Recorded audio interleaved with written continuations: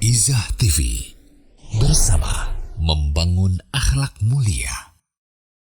Bismillahirrahmanirrahim. Assalamualaikum warahmatullahi wabarakatuh. Innal hamdalillah nahmaduhu wa nasta'inuhu wa nastaghfiruh wa na'udzu billahi min syururi anfusina wa min sayyiati a'malina. Man yahdihillahu fala mudhillalah wa man yudlil fala hadiyalah. Asyhadu an la ilaha illallah wahdahu la syarikalah wa asyhadu anna Muhammadan abduhu wa rasuluhu la nabiyya wa la rasula ba'dah. Alhamdulillah adik-adik, kembali lagi kita di acara kita, yaitu Izah Kid, generasi bangsa berakhlak mulia. Kita panjatkan puja dan puji syukur kita kehadirat Allah Subhanahu wa taala, yang karena karunia dan nikmatnya adik-adik, alhamdulillah kita masih bisa bersua bertemu kembali di acara kesayangan kita. Tak lupa sholawat serta salam kita haturkan kepada junjungan Nabi besar kita, suri tauladan kita, uswah hasanah kita, yaitu Nabi Muhammad sallallahu alaihi wasallam.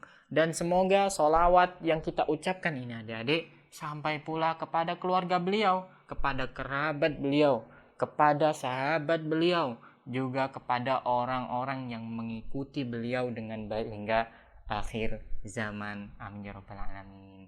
Baik adik-adik, di segmen seperti biasa kita akan dahului dengan tambahan ilmu adik-adik. Yang sebelumnya kita telah membahas tentang keutamaan menuntut ilmu. Menuntut ilmu itu ya, keutamaannya bisa memasukkan seorang ke dalam surga, memudahkan kita untuk menuju ke surga, dimudahkan oleh Allah Subhanahu wa taala. Dan itu wajib bagi setiap muslim, yaitu menuntut ilmu syar'i, ilmu tentang agama, ilmu Islam adik-adik. Kemudian kita juga sudah membahas kepada siapa kita mengambil ilmu, yaitu kepada orang-orang yang memiliki ilmu tentangnya. Kita ngambil dari seorang ahlinya. Bukankah Allah Subhanahu wa taala berfirman, "Fas'alu ahla dzikri in kuntum la ta'lamun." Bertanyalah kepada ahli ilmu, ahli dzikr yaitu ahli ilmu, jika kamu tidak mengetahui. Makanya kalau adik-adik tidak mengetahui tentang ilmu agama, kita bertanya kepada ahlinya, kepada ustadz, kepada kiai, kepada tuan guru yang memang mereka mumpuni dalam hal tersebut. Seperti itu adik-adik. Dan kita tidak boleh mengikuti sesuatu yang kita tidak mengetahui ilmunya. Wala taqfu ma laysa laka bihi ilmun. Inna sam'a wal basara wal fuada kullu ulaika kana anhu mas'ula. Dan janganlah kalian mengikuti sesuatu tanpa ilmu. Tidak boleh kita adik-adik mengikuti A tanpa ilmu, mengikuti B tanpa ilmu. Kita nggak tahu ilmunya, tapi kita ikut aja. Tidak boleh adik-adik. Karena apa konsekuensinya? Inna sam'a wal basara wal fuada. Sesungguhnya pendengaran dan penglihatan juga hati nurani akan ditanya nanti di hari kiamat. Kullu ulaika kana anhu mas'ula. Semua itu nanti akan ditanya, diminta pertanggung jawabannya. Seperti itu adik-adik. Itu ya sedikit tentang tambahan kita mengenai ilmu. Lantas, ilmu apa yang harus kita prioritaskan? Ilmu apa yang pertama kali harus kita pelajari? Dalam Islam adik-adik, ilmu yang pertama kali harus kita pelajari adalah ilmu akidah. Makanya adik-adik kalau belajar di sekolah Islam akan ada itu pelajaran namanya akidah dan akhlak. Akidah dan akhlak. Kenapa tidak dibalik adik-adik? Akhlak akidah seperti itu. Jawabannya karena dengan akidah yang baik, maka akhlak pun akan baik. Akidah adalah ilmu yang mencakup mengesahkan Allah Subhanahu wa taala, bertauhid, menauhidkan Allah, mengesahkan Allah Subhanahu wa taala. Dan itu adalah ilmu tentang adab dan akhlak kita kepada Allah Subhanahu wa taala. Kalau adab dan akhlak kita sudah bagus terhadap Sang Pencipta, yaitu Allah Subhanahu wa taala, maka adab dan akhlak kita kepada manusia, kepada seluruh makhluk yang ada, insya Allah akan diperbaiki. insya Allah akan diperbaiki oleh Allah Subhanahu wa ta'ala. Makanya itu adik-adik, pentingnya kita mempelajari akidah. Dan prioritas utama kita belajar adalah ilmu tentang akidah.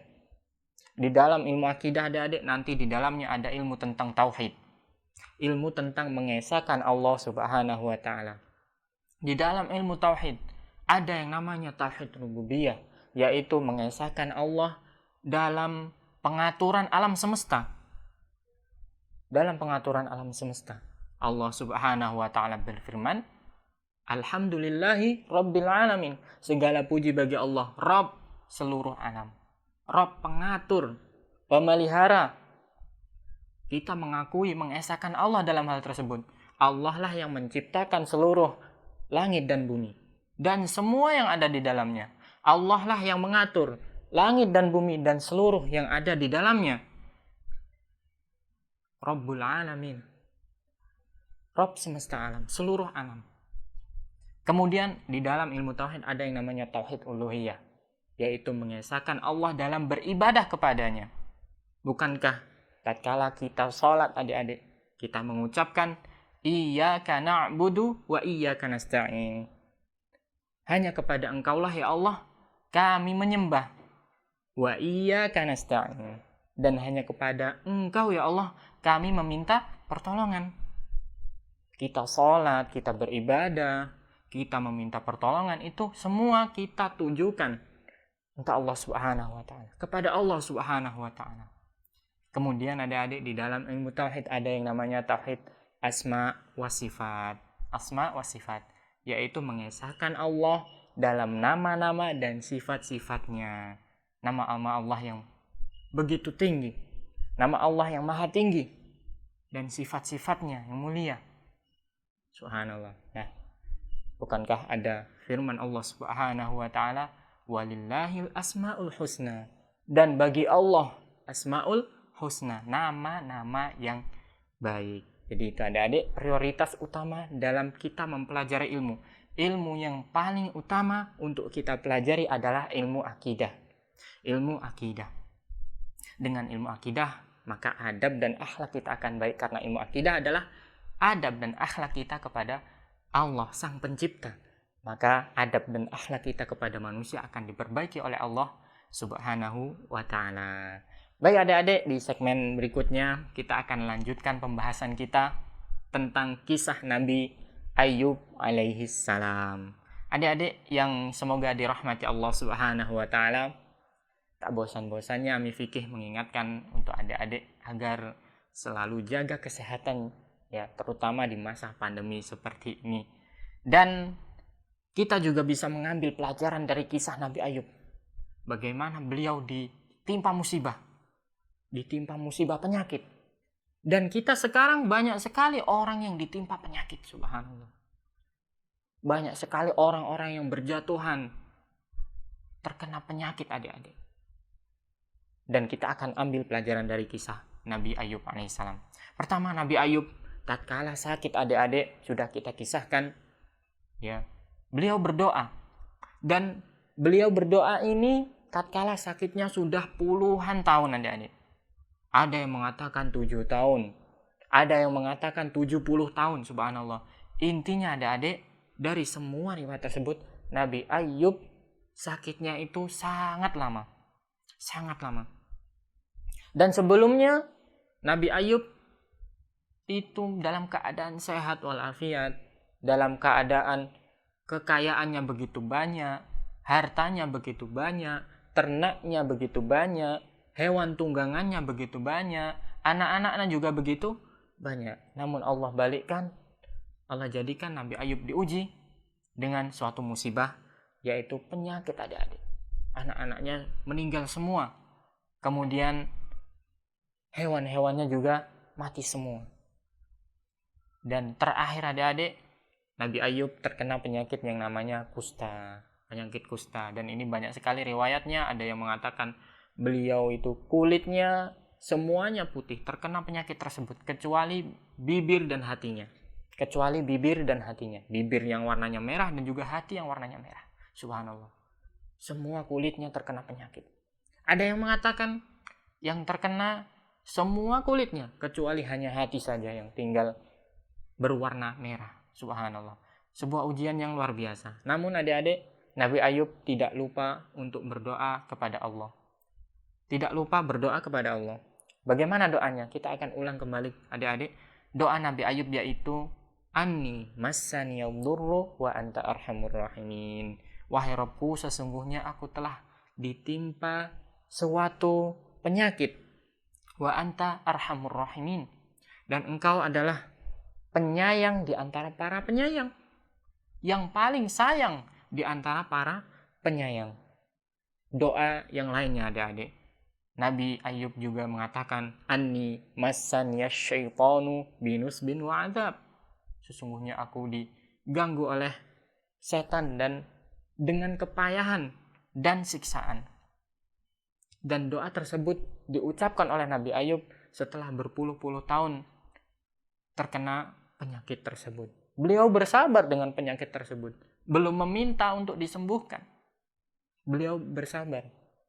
Nah, yang memicu Nabi Ayub berdoa doa seperti ini, siapa adik-adik? Sudah kita kisahkan yang pertama, yaitu karena ada dua saudara Nabi Ayub alaihissalam yang berbicara kepada Nabi Ayub. Wahai Ayub, kamu ini kok sudah sakit begitu lama, bertahun-tahun. Jangan-jangan engkau ini ada dosa sama Allah Subhanahu wa Ta'ala, sehingga engkau terkena penyakit seperti ini. Subhanallah. Itulah yang membuat hati Nabi Ayub tergerak, adik-adik. Saya ini Nabi, tidak akan berbuat dosa. Dan seandainya aku minta langsung kemarin. Sebelum-sebelumnya, di tahun-tahun sebelumnya, tatkala aku sakit, insya Allah aku bisa langsung meminta kepada Allah Subhanahu wa Ta'ala. Yang kedua, adik-adik, selain dua saudara Nabi Ayub alaihissalam yang mengingatkan Nabi Ayub alaihissalam, ada juga istrinya. Istrinya Rahmah atau Laya. Istri Nabi Ayub ada dua pendapat, adik-adik. Yang pertama namanya Rahmah, yang kedua namanya Laya. Nah, di antara dari istri tersebut, Nabi Ayub diingatkan, wahai suamiku, kamu ini sudah begitu lama sakit seperti ini, berpuluh-puluh tahun, bertahun-tahun kau sakit. Cobalah engkau minta kepada Allah Subhanahu wa Ta'ala supaya disembuhkan. Ya, akhirnya adik-adik, Nabi Ayub meminta kesembuhan tadi adik-adik dengan doa yang telah kita sebutkan tadi. Oke adik-adik, kita akan mengambil beberapa pelajaran tentang Nabi Ayub alaihissalam yang semoga adik-adik bersabar untuk mendengarkannya, karena ada banyak sekali faedah atau pelajaran yang bisa kita ambil dari kisah Nabi Ayub. Yang pertama yaitu jadi kaya yang bersyukur dan rajin berderma, dan jadi miskin yang bersabar. Maksudnya tatkala kita kaya, kita rajin untuk bersedekah. Tatkala kita miskin, kita bersabar. Sebagaimana Nabi Ayub, sebelumnya adik-adik pas beliau kaya raya, beliau dermawan, memberi kepada orang-orang. Adapun tatkala beliau dibalikkan, diberi ujian oleh Allah Subhanahu wa Ta'ala, beliau bersabar dengan penyakit tersebut. Bahkan beliau rela diasingkan oleh orang-orang yang pernah beliau bantu. Beliau hanya dijenguk oleh dua saudaranya tatkala di pengasingan, yang kalau bahasa kita sekarang diisolasi adik-adik, di pegunungan, karena penyakit beliau diisolasi. Yang menjenguk beliau hanya dua saudaranya atau istrinya. Subhanallah. Itu yang pertama adik-adik. Pelajaran kemudian yang selanjutnya, Nabi Ayub alaihissalam tidak jadi sombong dengan kekayaannya. Jangan sombong dengan kekayaan tersebut. Karena Nabi Ayub walaupun memiliki banyak harta adik-adik, banyak tunggangan, banyak hewan peliharaan, beliau tidak sombong waktu itu. Beliau masih dermawan, memberi kepada orang lain. Nah, itu pelajaran yang kedua adik-adik. Pelajaran yang selanjutnya, ketahuilah bahwa adik-adik, bahwa semua yang kita miliki itu hanya titipan dari Allah Subhanahu wa Ta'ala. Titipan dari Allah Subhanahu wa Ta'ala. Maka ada suatu saat titipan tersebut diambil oleh yang punya adik-adik. Titipan tersebut diambil oleh yang punya. Bisa saja ya, hewan-hewan ini masih banyak, nampak sehat, tiba-tiba langsung mati semua, diambil oleh Allah. Anak-anak yang begitu riang, tiba-tiba meninggal semua, dicabut nyawanya, diambil oleh Allah Subhanahu wa taala. Dan kita ingat itu adalah titipan dari Allah Subhanahu wa taala. Kemudian pelajaran yang keempat yang paling kita prioritaskan untuk pelajaran kali ini yaitu sakit dan ujian adalah penghapus dosa. Makanya kalau kita menjenguk seorang yang sakit adik-adik, kita mengucapkan la ba'sa tahurun insyaallah. Jangan bersedih dengan penyakit tersebut, tidak apa-apa. Insya Allah itu menyucikanmu dari dosa-dosa, insya Allah. Seperti itu adik-adik. Jadi orang yang sakit itu jangan dikira mereka kesusahan, mereka tidak mendapatkan ganjaran. Mereka dapat ganjaran. Dosa-dosanya digugurkan oleh Allah Subhanahu wa taala. Dosa-dosanya digugurkan oleh Allah Subhanahu wa taala. Makanya kalau adik-adik sedang sakit, ya, ingat bahwa ini adalah penggugur dosa. Ini adalah penggugur dosa. Tatkala adik-adik menjenguk orang sakit, kita ucapkan kepada mereka, la ba'sa tahurun insyaallah. Ya, tidak apa-apa, tidak usah bersedih dengan penyakit tersebut. Ini sebagai penggugur dosa insyaallah. Insyaallah. Seperti itu adik-adik. Itu pelajaran yang selanjutnya. Pelajaran yang selanjutnya adalah penyakit itu tidak menghalangi zikir dan menjaga hati. Nabi Ayub alaihissalam, beliau terus menggunakan lisannya untuk berzikir adik-adik. Mengingat Allah Subhanahu wa taala. Mengingat Allah Subhanahu wa taala. Bahkan beliau di akhir beliau berdoa dengan doa yang luar biasa, menggabungkan dua keadaan. Yang pertama, beliau merendahkan diri, ya, anni masanil dhurru, wahai Robku, aku ditimpa penyakit, kesusahan, kemudorotan, wa anta arhamur rahimin. Kemudian mengagungkan Allah, meninggikan Allah, dan engkau adalah yang paling penyayang di antara para penyayang. Makanya dibolehkan untuk berdoa dengan mengucapkan seperti itu adik-adik. Wa anta arhamur rahimin, dengan menyebut nama-nama Allah. Walillahil asmaul husna fad'uuhu biha, dan milik Allah Subhanahu wa taala nama-nama yang baik. Fad'uuhu biha, maka berdoalah dengan nama-nama yang baik tersebut. Masya Allah.